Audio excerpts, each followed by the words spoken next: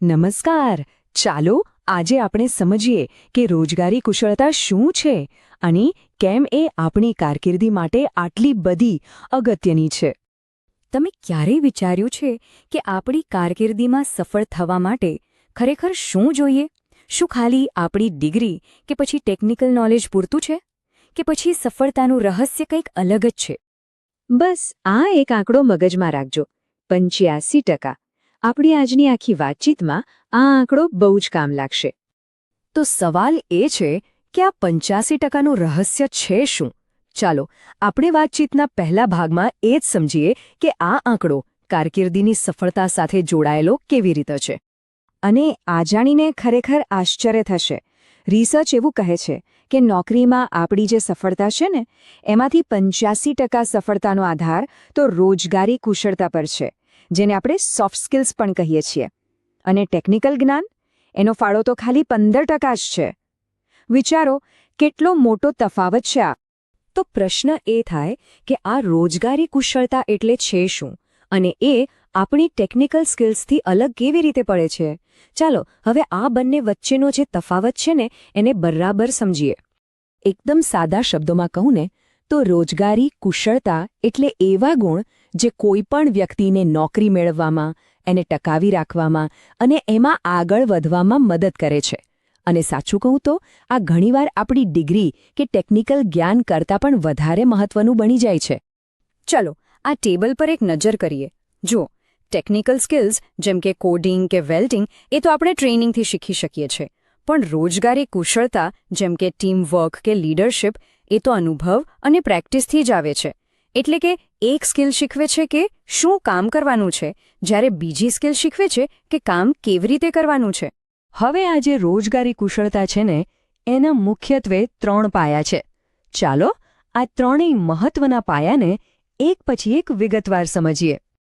તો આ 3 મુખ્ય સ્કિલ્સ છે.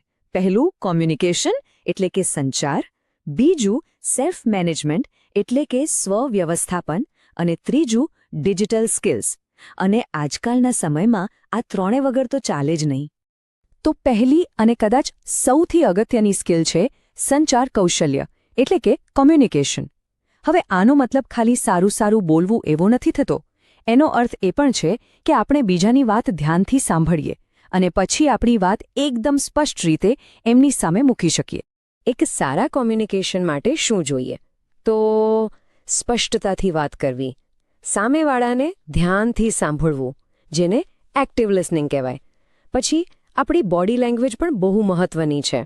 અને છેલ્લે આત્મવિશ્વાસ સાથે આપણી વાત રજૂ કરવી. આ બધું જ જરૂરી છે. હવે બીજી સ્કિલ છે સ્વ-વ્યવસ્થાપન, સેલ્ફ મેનેજમેન્ટ. આનો સીધો મતલબ છે પોતાના સમય અને કામને બરાબર ગોઠવવાની આવડત. કારણ કે સિમ્પલ છે, જે વ્યક્તિ સમયસર કામ પૂરું કરે ને એના પર જ લોકો ભરોસો મૂકે છે.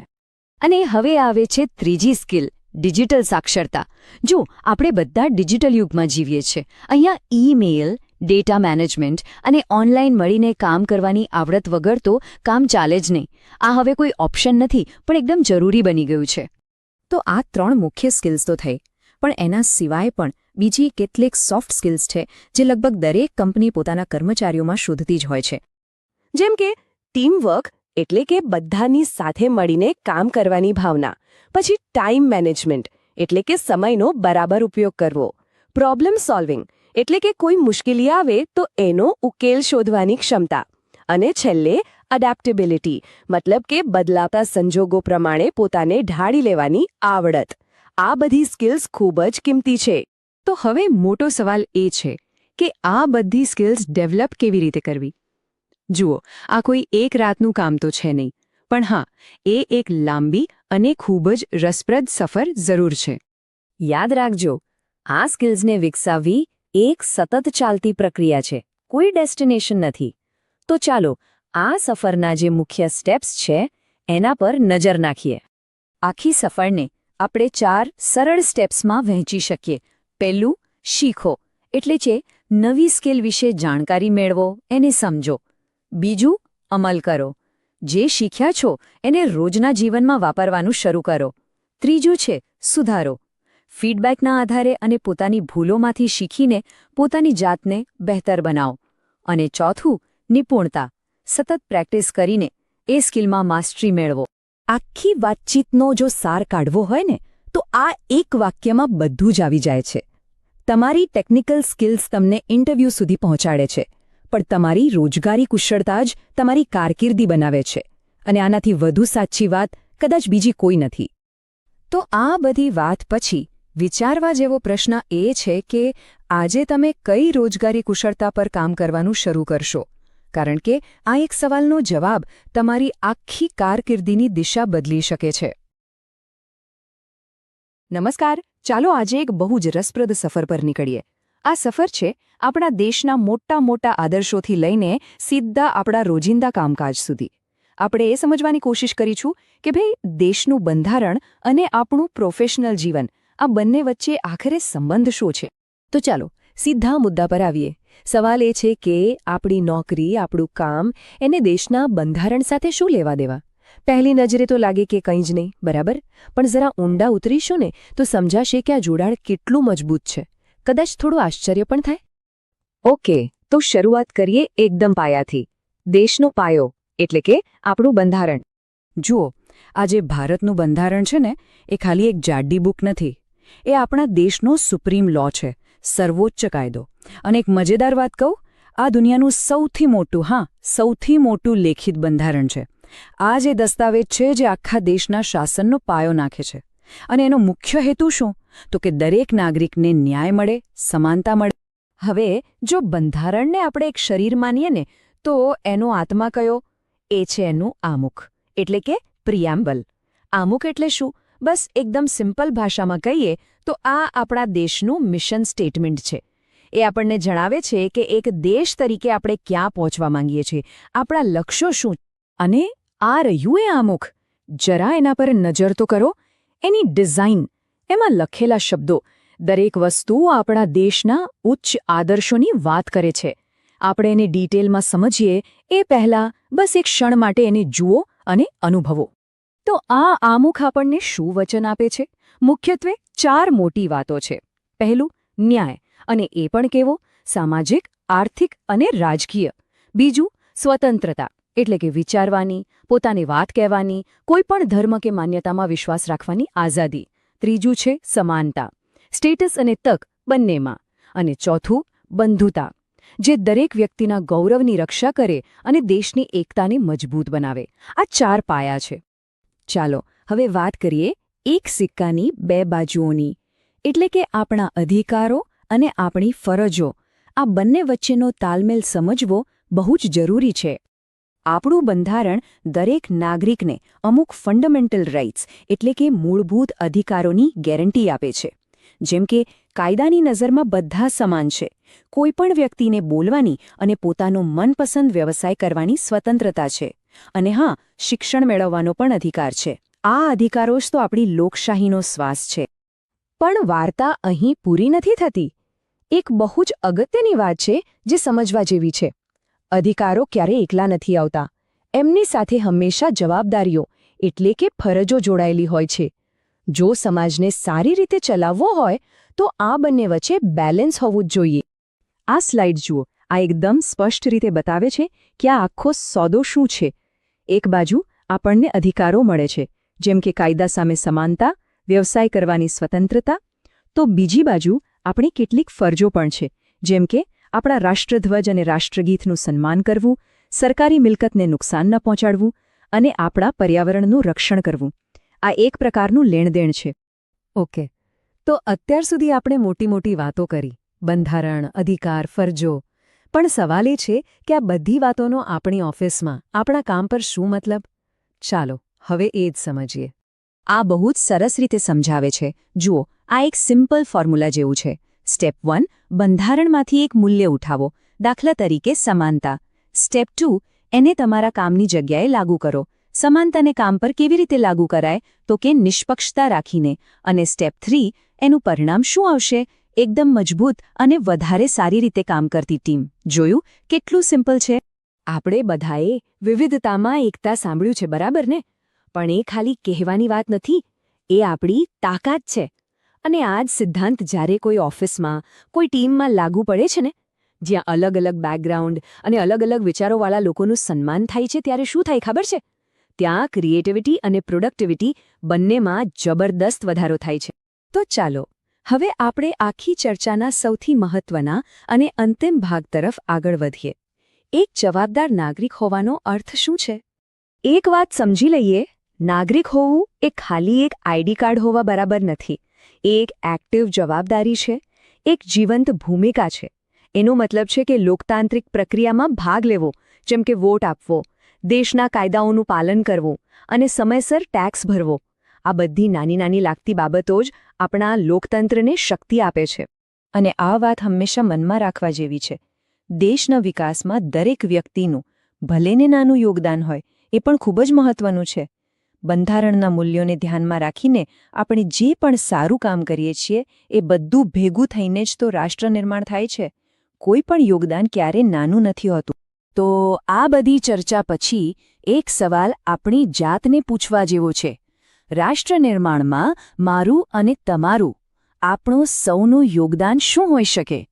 આપણે આપણા રોજિંદા જીવનમાં અને આપણા કામમાં આ મૂલ્યોને કેવી રીતે જીવી શકીએ? વિચારવા જેવો પ્રશ્ન છે, નહીં?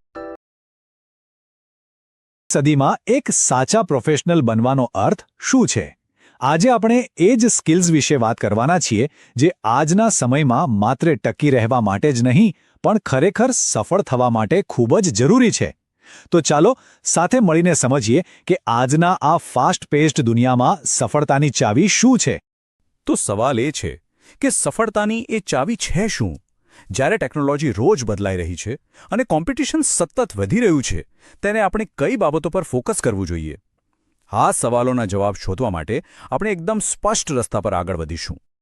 ચાલો એક નજર નાખીએ કે આપણે ક્યાંથી પસાર થવાના છીએ. આપણે 6 મુખ્ય મુદ્દાઓ પર વાત કરીશું. સૌથી પહેલા આધુનિક વર્કપ્લેસની ચાવી શું છે, પછી 4 C's જેવા પાયાના કૌશલ્યો, ડિજિટલ અને ઇમોશનલ ઇન્ટેલિજન્સ, ટીમવર્ક, સતત ગ્રોથ અને છેલ્લે ફ્યુચરમાં કઈ સ્કિલ્સની સૌથી વધુ ડિમાન્ડ રહેશે. તો શરૂ કરીએ વિભાગ 1થી, આધુનિક કાર્યસ્થળની ચાવી. અહીં આપણે એ સમજવાની કોશિશ કરીશું કે આ એમ્પ્લોયેબિલિટી સ્કિલ્સ છે શું? મતલબ એનો અસલી અર્થ શું છે? આ એ સ્કિલ્સ છે જે ફક્ત નોકરી અપાવતી નથી, પણ એમાં ટકી રહેવા અને આગળ વધવામાં પણ મદદ કરે છે. અને આમ સમજી શકાય, આ સ્કિલ્સ ખાલી ઇન્ટરવ્યૂ પાસ કરવાની ટિકિટ નથી. આ તો એક ક્ષમતાઓ છે જેનાથી આપણે નોકરીમાં સારું કામ કરી શકીએ છીએ અને કરિયરમાં સતત આગળ વધી શકીએ છીએ. એમ કહી શકાય કે આ એ પાયો છે જેના પર એક મજબૂત કરિયરની ઇમારત બને છે. ચાલો હવે વાત કરીએ એ પાયાની, એ 4 વસ્તુઓની જે કોઈ પણ પ્રોફેશનલ માટે સમજો ને નોન નેગોશિયેબલ છે.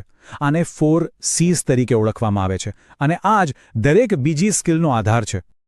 આ 4 સ્કિલ્સ છે: કમ્યુનિકેશન, કોલેબોરેશન, ક્રિટિકલ થિંકિંગ અને ક્રિએટિવિટી. અને આ ચારેય એકબીજા સાથે જોડાયેલી છે. વિચારો, સારા કમ્યુનિકેશન વગર ટીમ વર્ક એટલે કે કોલેબોરેશન શક્ય નથી. ક્રિટિકલ થિંકિંગથી સમસ્યા સમજાય છે અને ક્રિએટિવિટીથી તેનો કોઈ નવો જ ઉકેલ મળે છે. આ ચારેય જ્યારે સાથે મળે ને ત્યારે જ એક કમ્પ્લીટ પ્રોફેશનલ તૈયાર થાય છે. હવે વિભાગ 3, ડિજિટલ અને ઇમોશનલ ઇન્ટેલિજન્સ. આજની દુનિયામાં 2 પ્રકારની બુદ્ધિ હોવી ખૂબ જ જરૂરી છે. એક જે મશીનોને સમજે અને બીજી જે માણસોને સમજે. ચાલો આ બંનેને થોડું ઊંડાણથી જોઈએ. ભલે આ ડાયાગ્રામ થોડો કોમ્પ્લેક્સ લાગે, પણ એનો સાર એકદમ સિમ્પલ છે. ડિજિટલ લિટરસી એટલે શું? શું આપણે યોગ્ય સોફ્ટવેર વાપરી શકીએ છીએ? શું આપણે AI જેવી નવી ટેકનોલોજીથી ડરવાને બદલે તેની સાથે કામ કરી શકીએ છીએ? શું આપણે આપણી અને કંપનીની માહિતીને સુરક્ષિત રાખી શકીએ છીએ? અને શું આપણે માહિતીના ઢગલામાંથી કામની વસ્તુ શોધી શકીએ છીએ? બસ આ જ છે ડિજિટલ લિટરસી. ટેકનિકલ સ્કિલ્સ તો ઠીક છે, પણ હવે વાત કરીએ માનવીય પાસાની. એક બહુ જ ફેમસ વાત છે કે તમારો IQ તમને જોબ અપાવી શકે છે, પણ તમારો EQ જ તમને એ જોબમાં સફળ બનાવે છે. એનો મતલબ એ છે કે લોકો સાથે જોડાવાની અને લાગણીઓને સમજવાની જે ક્ષમતા છે એ લાંબા ગાળે સૌથી વધુ કામ આવે છે. તો આ EQ એટલે કે ઇમોશનલ કોશન્ટના મુખ્ય 3 ભાગ છે. પહેલું, સેલ્ફ અવેરનેસ, એટલે કે આપણને ખબર હોવી જોઈએ કે આપણે કેવું અનુભવી રહ્યા છીએ. બીજું, એમ્પથી, એટલે કે આપણે બીજાની લાગણીઓને સમજી શકીએ. અને ત્રીજું સોશિયલ સ્કિલ્સ, એટલે કે આપણે મતભેદને ઝઘડામાં ફેરવ્યા વગર ઉકેલી શકીએ. સારું, આપણી પાસે સ્કિલ્સ તો આવી ગઈ, પણ એનો ફાયદો શું જો આપણે એને ટીમમાં વાપરી જ ન શકીએ? કારણ કે એકલા ચાલવા કરતાં સાથે મળીને કોઈ લક્ષ્ય સુધી પહોંચવું એ જ તો સાચું પ્રોફેશનલિઝમ છે.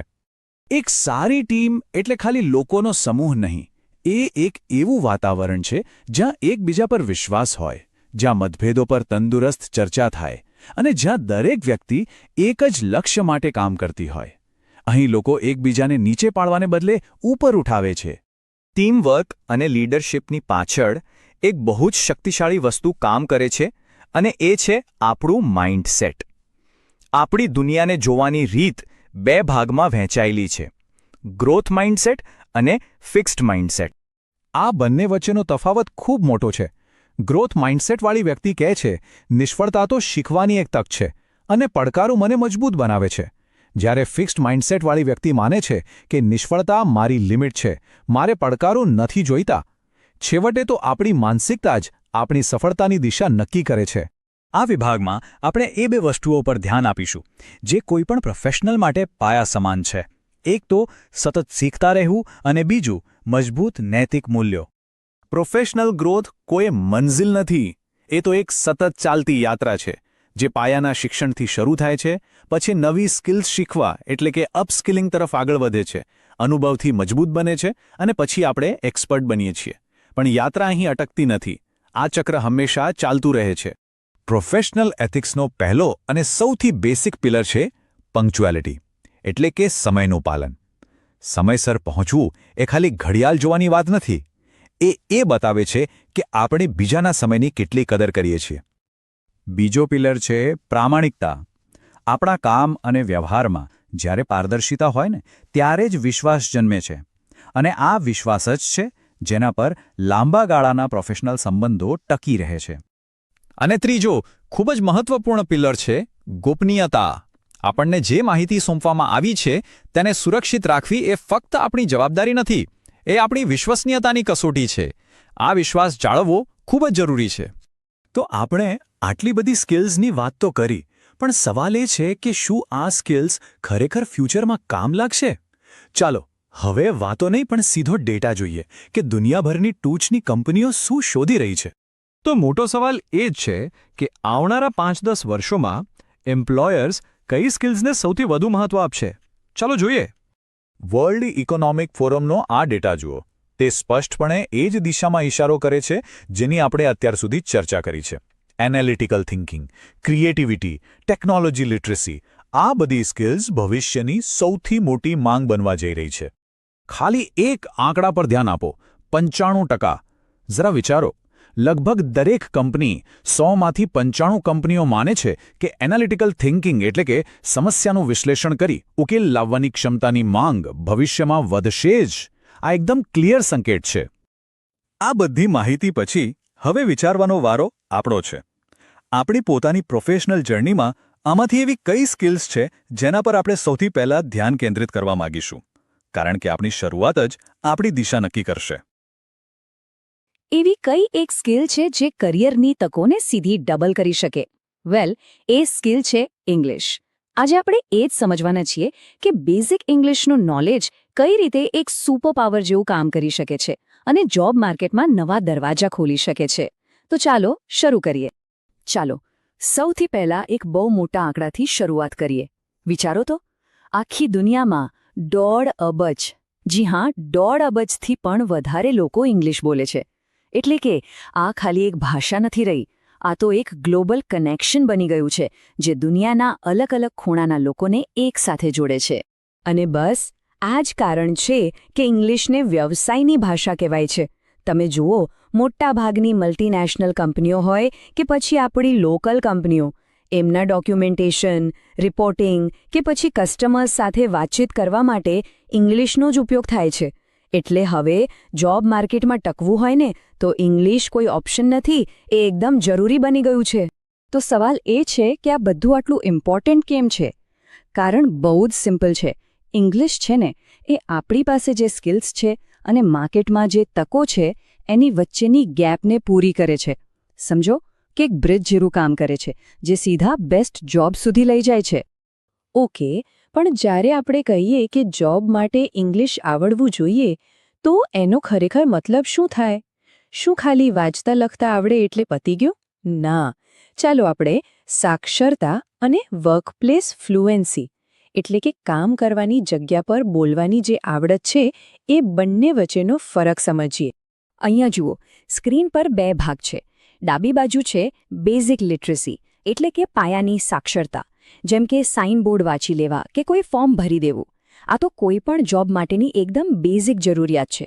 પણ હવે જમણી બાજુ જુઓ, આ છે વર્કપ્લેસ ફ્લુએન્સી એટલે કે કોન્ફિડન્સ સાથે વાતચીત કરવી, ઇન્ટરવ્યૂ ફેસ કરવો કે પછી પોતાના સુપરવાઇઝરને કોઈ ટેકનિકલ કામ બરાબર સમજાવવું. અને સાચું કહું ને તો આ જ વસ્તુ કરિયરને આગળ વધારે છે. તો પછી આ વર્કપ્લેસ ફ્લુએન્સી મેળવવી કઈ રીતે? વેલ, એના માટે એક બહુ સિમ્પલ અને સહેલાઈથી યાદ રહી જાય એવું ફ્રેમવર્ક છે, LSRW. આ ફ્રેમવર્ક ઇંગ્લિશ શીખવાની આખી પ્રોસેસને 4 સ્ટેપ્સમાં ડિવાઇડ કરી દે છે. સૌથી પહેલો પાયાનો સિદ્ધાંત છે શ્રવણ એટલે કે લિસનિંગ. કોઈપણ પ્રોફેશનલ જગ્યાએ બીજા શું કહી રહ્યા છે એને ધ્યાનથી સાંભળીને સમજવું એ સૌથી પહેલી જરૂરિયાત છે. આનાથી જ સાચી સમજણ બને છે. બીજો પાયાનો સિદ્ધાંત છે કથન એટલે કે સ્પીકિંગ. ઇન્ટરવ્યૂ હોય કે પછી ઓફિસમાં રોજની વાતચીત, આ બહુ જ કામમાં આવે છે. કોન્ફિડન્સથી અને સાચી રીતે બોલવાની જે આવડત છે એનાથી બહુ સારો પ્રભાવ પડે છે. ત્રીજો સિદ્ધાંત છે વાંચન એટલે કે રીડિંગ. કોઈ ડોક્યુમેન્ટ્સ હોય, ઈમેલ્સ હોય કે રિપોર્ટ્સ હોય એને બરાબર વાંચીને એનો મતલબ સમજવાની ક્ષમતા ખૂબ જ જરૂરી છે. અને છેલ્લો ચોથો સિદ્ધાંત એ છે લેખન એટલે કે રાઇટિંગ. પ્રોફેશનલ કમ્યુનિકેશન માટે જેમ કે ઈમેલ્સ કે રિપોર્ટ્સ લખવા માટે એકદમ સ્પષ્ટ અને ભૂલો વગરનું લખાણ લખતા આવડવું જ જોઈએ. તો આપણે આ LSRW ફ્રેમવર્ક તો સમજી લીધું, પણ હવે સવાલ એ છે કે એને પ્રેક્ટિકલી વર્કપ્લેસ પર લાગુ કરવા માટે કયા ટૂલ્સની જરૂર પડશે? ચાલો એ જોઈએ. જુઓ, આ 4 બાબતો તો એકદમ પાયાની છે. પહેલું, બેઝિક ટેન્સ એટલે કે પાસ્ટ, પ્રેઝન્ટ, ફ્યુચરની સમજ. બીજું, પ્રોફેશનલ ગ્રીટિંગ્સ જેમ કે good morning, please, thank you. ત્રીજું, સિમ્પલ વાક્યો બનાવતા આવડવા જોઈએ. અને ચોથું, જે પણ કામ કરતા હોઈએ એને લગતા ખાસ ઇંગ્લિશ શબ્દો એટલે કે વોકેબ્યુલરી એનું નોલેજ બહુ જરૂરી છે. હવે આ સ્લાઇડ પર ખાસ ધ્યાન આપજો. અહીંયા ઇન્ફોર્મલ અને ફોર્મલ ભાષા વચ્ચેનો તફાવત બતાવ્યો છે જે બહુ જ મહત્વનો છે. જેમ કે મિત્રોને આપણે હે વોટ્સઅપ કહી શકીએ, પણ ઓફિસમાં ગુડ મોર્નિંગ સર કહેવું પડે. એવી જ રીતે કોઈને ગિવ મી ધેટ ફાઇલ કહેવાને બદલે food you please provide the file કહીએ તો એ પ્રોફેશનલ લાગે છે ને? કોઈ પણ ઇન્ટરવ્યૂમાં સૌથી અઘરો પણ સૌથી ઇમ્પોર્ટન્ટ પાર્ટ હોય છે સેલ્ફ ઇન્ટ્રોડક્શન. એને તૈયાર કરવા માટે આ 4 સિમ્પલ સ્ટેપ્સ છે. સ્ટેપ 1, નામ અને background. Step 2, technical qualifications. Step 3, અનુભવ અને સ્કિલ્સ. અને છેલ્લે સ્ટેપ 4, ભવિષ્યના કરિયર ગોલ્સ. આ રીતે તૈયારી કરો તો ઇન્ટ્રોડક્શન એકદમ વ્યવસ્થિત અને ઇમ્પ્રેસિવ લાગે. સારું, અત્યાર સુધી આપણે થિયરી અને મેથડ્સની વાત કરી, પણ હવે રિયલ વર્લ્ડમાં આની શું અસર થાય છે એ જોઈએ. આ ઇંગ્લિશ સ્કિલની રોજગાર પર ખરેખર કેટલી અસર પડે છે? ચાલો હવે થોડા ડેટા અને આંકડા પર નજર કરીએ. આ ગ્રાફ જુઓ, એકદમ ક્લિયર છે કે સમયની સાથે ખાસ કરીને ટેકનિકલ અને સર્વિસ સેક્ટરમાં ઇંગ્લિશ જાણતા કેન્ડિડેટ્સની ડિમાન્ડ સતત વધી રહી છે. હવે કંપનીઓ એવા લોકોને વધારે પસંદ કરે છે જેમને એકથી વધુ ભાષા આવડતી હોય. અને હવે આ આંકડા આ બધું જ કહી દે છે. જો જેમને ઇંગ્લિશ બિલકુલ નથી આવડતું એમના માટે માર્કેટમાં લગભગ 40% જોબ્સ જ અવેલેબલ છે. પણ જેમની પાસે ટેકનિકલ નોલેજ સાથે બેઝિક ઇંગ્લિશ છે એમના માટે આ આંકડો સીધો 75% પર પહોંચી જાય છે. અને જે લોકો ઇંગ્લિશમાં એકદમ ફ્લુઅન્ટ છે એમના માટે તો ઓલમોસ્ટ 95% નોકરીઓના દરવાજા ખુલ્લા છે. કેટલો મોટો ફરક છે! તો આ બધા ડેટાનો સાર શું છે? સિમ્પલ વાત છે. ઇંગ્લિશનું નોલેજ જોબ મળવાના ચાન્સને ડબલથી પણ વધારે કરી શકે છે. આ કોઈ નાનો મોટો ફેરફાર નથી, આ તો ખરેખર એક ગેમ ચેન્જર છે. માહિતી તો એકદમ સ્પષ્ટ છે.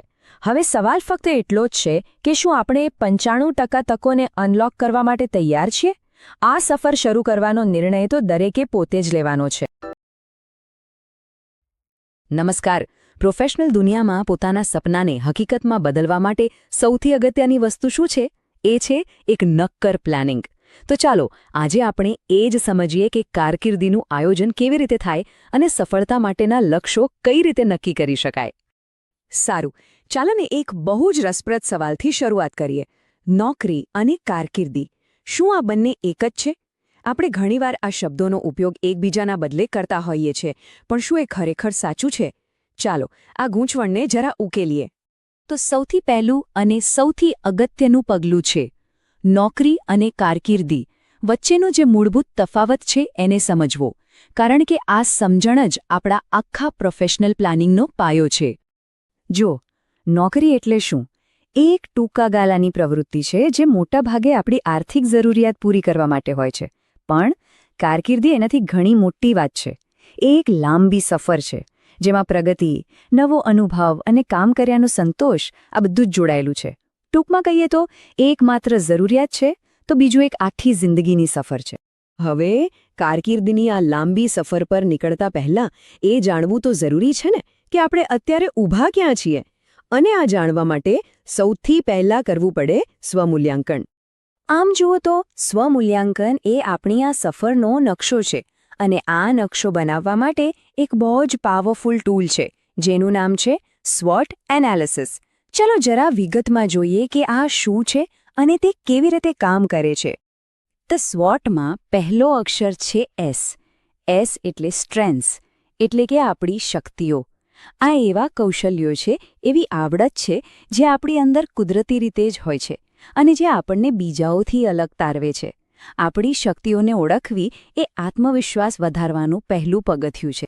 પછી આવે છે W એટલે કે વીકનેસીસ, આપણી નબળાઈઓ. પણ એક મિનિટ, આને કોઈ ભૂલ કે નિષ્ફળતા તરીકે જોવાની જરૂર નથી. આ તો સુધારા માટેની, કંઈક નવું શીખવા માટેની એક તક છે. આ એવા ક્ષેત્રો છે જ્યાં આપણે હજી વધુ સારા બની શકીએ છીએ. ત્રીજો અક્ષર છે O એટલે કે ઓપોર્ચ્યુનિટીઝ. આ આપણી આસપાસ રહેલી તકો છે, જેમ કે માર્કેટમાં કોઈ નવો ટ્રેન્ડ આવ્યો હોય કે પછી કોઈ નવી ટેકનોલોજી જેનો આપણે ફાયદો ઉઠાવી શકીએ. અને છેલ્લે આવે છે T એટલે કે થ્રેટ્સ, જોખમો. આ એવા પડકારો છે જેમ કે હરીફાઈનું વધવું, જેના માટે આપણે હંમેશા તૈયાર રહેવું જોઈએ. તો સ્વમૂલ્યાંકનથી આપણને ખબર પડી કે આપણે ક્યાં છીએ. હવે સવાલ એ છે કે આપણે જવું ક્યાં છે? અહીંથી શરૂ થાય છે લક્ષ્ય નિર્ધારણ એટલે કે ગોલ સેટિંગનું મહત્વ. તો લક્ષ્યો નક્કી કરવા આટલા જરૂરી કેમ છે? વિચારો, લક્ષ્ય વગરની મહેનત તો એવી છે જાણે સરનામા વગરની ટપાલ. લક્ષ્યો આપણને એક સ્પષ્ટ દિશા આપે છે. એ કામ કરવા માટે એક જોશ, એક પ્રેરણા પૂરી પાડે છે. એટલું જ નહીં, એનાથી સમય અને શક્તિનો સાચો ઉપયોગ થાય છે. અને સૌથી મહત્વનું, આપણને ખબર પડે છે કે આપણે કેટલા આગળ વધ્યા. આને એકદમ સરળ રીતે સમજીએ. જેમ કોઈ તીરંદાજ માટે સામે એક નિશાન હોવું જરૂરી છે, બસ કારકિર્દીમાં લક્ષ્યો એ જ નિશાનનું કામ કરે છે. તે આપણા બધા જ પ્રયત્નોને એક જગ્યાએ કેન્દ્રિત કરે છે અને આપણને સફળતા સુધી પહોંચાડે છે. અત્યાર સુધી આપણે એ સમજ્યા કે લક્ષ્યો શા માટે જરૂરી છે. પણ હવે એનાથી પણ મોટો સવાલ, કેવી રીતે એવા લક્ષ્યો બનાવવા જે માત્ર કાગળ પર ન રહે પણ ખરેખર પૂરા કરી શકાય? તો એનો જવાબ છે સ્માર્ટ ગોલ્સ. ચાલો આ ફોર્મ્યુલાને સમજીએ. S એટલે સ્પેસિફિક, લક્ષ્ય એકદમ ચોક્કસ હોવું જોઈએ, ગોળ ગોળ નહીં. M એટલે મેજરેબલ, એટલે કે એની સફળતાને માપી શકાય એવી હોવી જોઈએ. A એટલે અચીવેબલ, લક્ષ્ય એવો હોય જે વાસ્તવિક લાગે, જે હાંસલ કરી શકાય. R એટલે રેલેવન્ટ, એ આપણા મોટા ઉદ્દેશ્યો સાથે જોડાયેલું હોવું જોઈએ.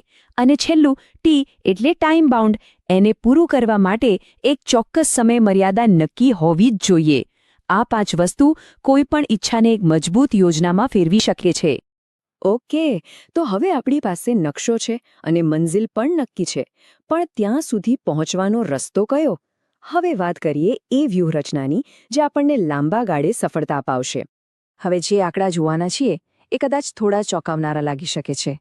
એક અભ્યાસ પ્રમાણે પ્રોફેશનલ સફળતામાં આપણી ટેકનિકલ સ્કિલ્સનો ફાળો માત્ર 20% છે.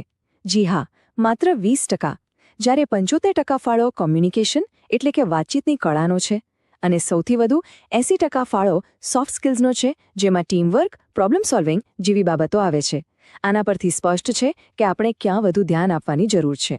તો પછી સવાલ એ થાય કે આ બધી જરૂરી સ્કિલ્સ વિકસાવવી કઈ રીતે? જવાબ બહુ સરળ છે. ક્યારેય શીખવાનું બંધ ન કરવું. આજના આટલા ઝડપથી બદલતા સમયમાં સતત નવા કૌશલ્યો શીખતા રહેવું એટલે કે અપસ્કિલિંગ કરતા રહેવું ખૂબ જ જરૂરી છે. એક વાત હંમેશા યાદ રાખવા જેવી છે, જે શીખતું રહે છે એ જ હંમેશા આગળ વધે છે. ચાલો આ ચર્ચાને એક બહુ જ શક્તિશાળી વિચાર સાથે પૂરી કરીએ.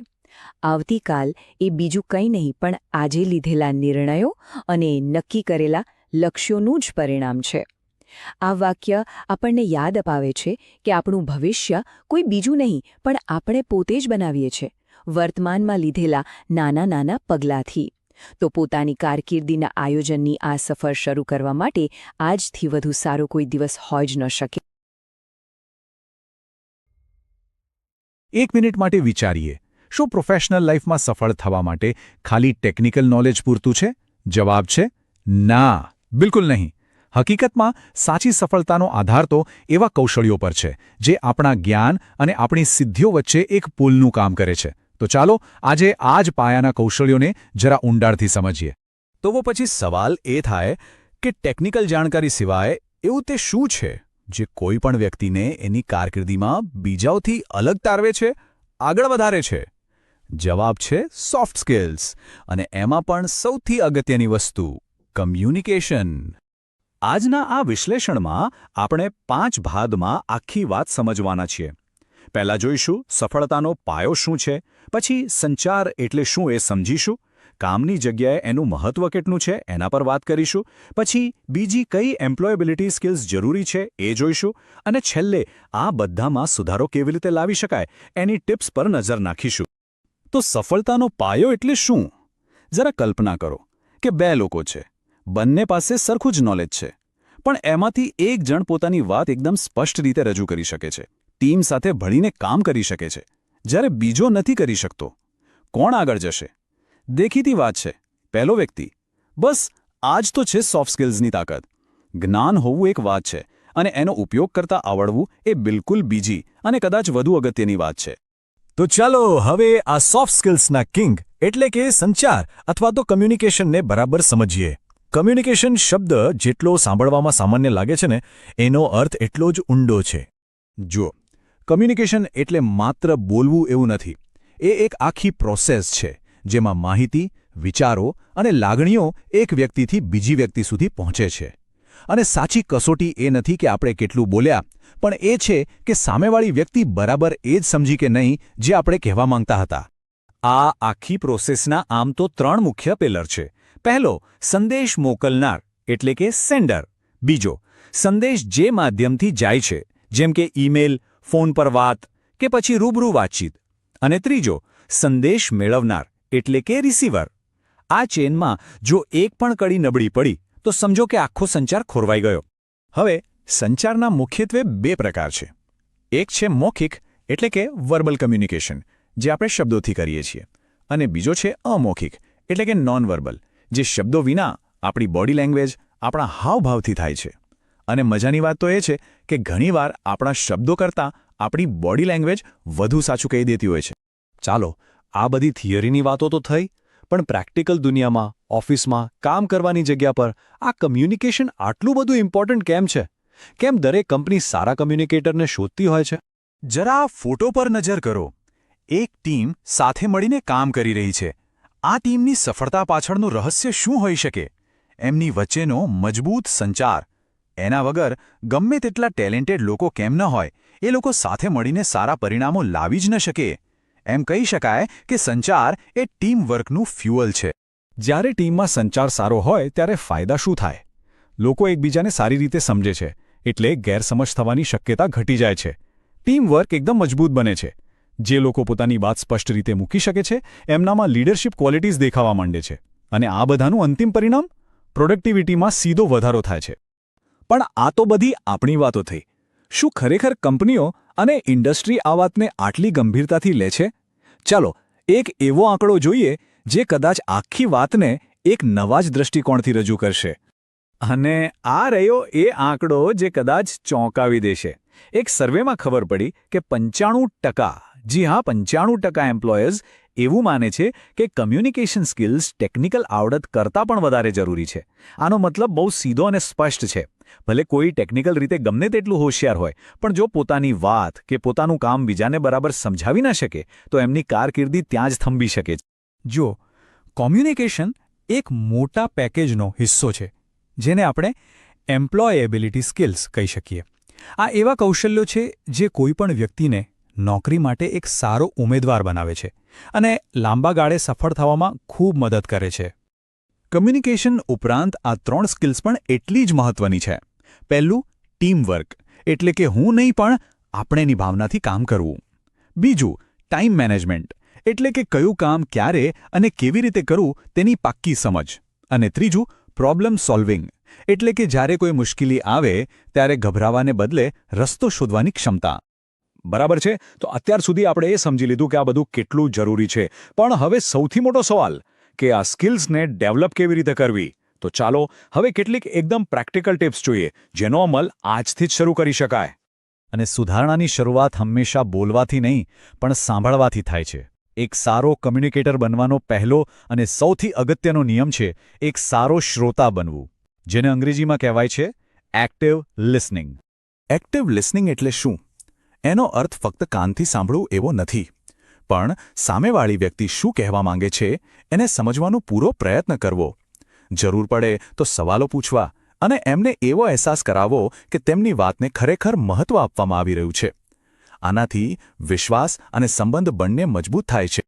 સાંભળવાની વાત તો કરી લીધી, હવે વાત કરીએ ભાષાની જે શબ્દો વગર બોલાય છે, આપણી બોડી લેંગ્વેજ.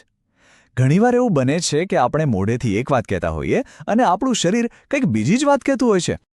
આ 4 નાની પણ ખૂબ જ પાવરફુલ બાબતો છે. આંખોમાં આંખ નાખીને વાત કરવાથી આત્મવિશ્વાસ દેખાય છે.